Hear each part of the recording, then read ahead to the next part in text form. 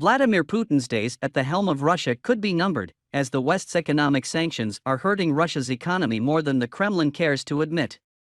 Former Special Assistant to the U.S. Presidency William Courtney says Russia's economy is taking a major hit amid the flurry of economic sanctions by Western countries over the Ukraine war. While the Kremlin appears to shrug and turn a blind eye to Russia's economic reality, Russian citizens are taking the brunt of sanctions and have already seen their standard of living drop over the last few months. As a result, the new harsh economic reality has started to spark civil unrest in the country and provoked attempts to oust Vladimir Putin. When asked about the chances of a regime change in Russia, Mr. Courtney told Times Radio, "It's too difficult to make predictions about these things. There does appear to be unrest in Moscow. So that could be a sign that the Kremlin, which is run by former KGB officers, is upset about the economic truth that economists are telling them about the damage to the economy. The economy has suffered, and it's going to suffer a lot more. This will have a direct impact on the living standards of Russians. Those are going down. They could go down a lot. And they're already lower than they were before the Russian aggression in 2014 when the West opposed sanctions the first time. So, regime change is likely to happen," Mr. Courtney said.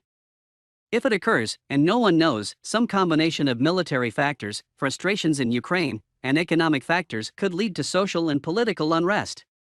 As a sign of Russia's crumbling economy, the Kremlin has defaulted on its foreign debt, a first since 1918. In total, Russia has failed to pay around $100 million in interests in 2 bonds. A U.S. White House official said the sovereign default is a testament to the efficacy of Western economic sanctions. It situates just how strong the reactions are that the U.S., along with allies and partners, have taken, as well as how dramatic the impact has been on Russia's economy, a senior administration official told CNN on the sidelines of a G7 summit in Germany.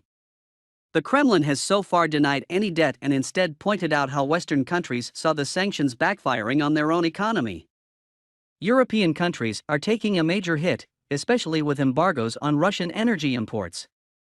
The EU imported about 115 billion cubic meters of natural gas from Russia in 2021, that is about 40% of the EU's total gas consumption. Despite the Kremlin's claim that Russia's economy is hardly impacted, some experts argue the sanctions may not have effects in the short term but will hurt in the long run. Russian political scientist Ilya Matveev told NPR, "If the goal is a quick and complete collapse of the Russian economy, then no, sanctions are not working because the Russian economy is still functioning. But if the goal is to weaken Russia economically over time, then sanctions are 100% working." A new report by Russia's Federal State Statistics Service found that production has dropped in multiple sectors by 1.7% in May compared to the same month of 2021. Russian Foreign Minister Sergei